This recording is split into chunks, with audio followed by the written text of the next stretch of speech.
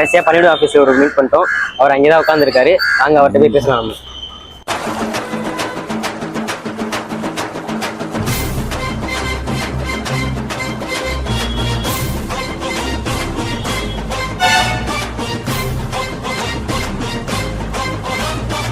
Hello bro. Bro ஒரு big fan bro. அப்படியா? Super super.